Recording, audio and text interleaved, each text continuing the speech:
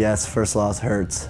We had two of the best practices I think we've ever had as a team and Rage in general. Like, we were more ready for this than we have been for any other event.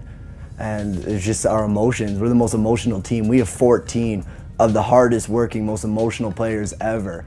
And it either works wonders for us or it bites us in the ass. I think we just got to talk it out, figure it out. We all have to get back on the same page the way we were in the beginning. The emotions get going, tempers get going, and it's bad for us. We know that we figured this out the hard way this time, that when the emotions clash, it affects us on the scoreboard. Well, I gotta be honest, we've been wanting this game all season. I mean, ever since we put our team together and we signed our cards, we practiced every weekend. If we're not practicing every weekend, we are running a clinic, a tournament, or something paintball involved. I mean, we are here every weekend on our field. Listen up, guys. Thank you very much, everyone, for listening to the 1, 2, 3s. Everything is working well. Keep the long point. We've been winning the long points. More long points it is, less points there is in the game. They can't beat your gunfights, okay? So this afternoon, we had our pit running like a well-oiled machine. I know I saw you in there with your camera.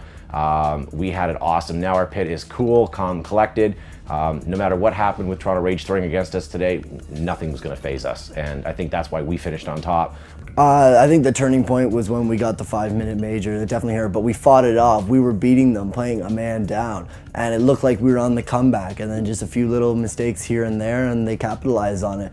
When you're playing some of the best players and it's just those little mistakes, that's it. You make that one little mistake, one guy gets shot, you can't afford to make those mistakes when you're playing.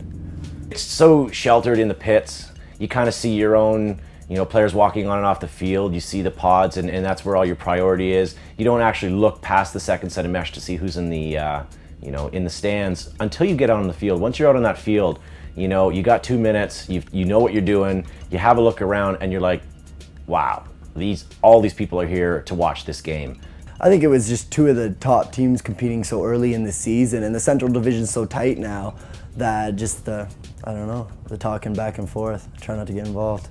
This is what it is. All you guys playing paintball, this is what you train for. This is where you want to be. It's in the big show. I mean, I've never played with such a large crowd before. It is a serious rush. You want to be here.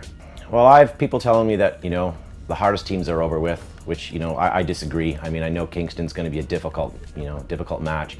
And some of the other teams, I mean, everyone played them at the beginning of the season. I mean, everyone has all season to practice. Most teams don't start practicing until the spring, so I anticipate as the season gets going, they're going to get a lot harder. We've blended really well together. It's not necessarily where the players on our team came from. It's just the style of players we are. We're the craziest 14 players you can put on the field in one time.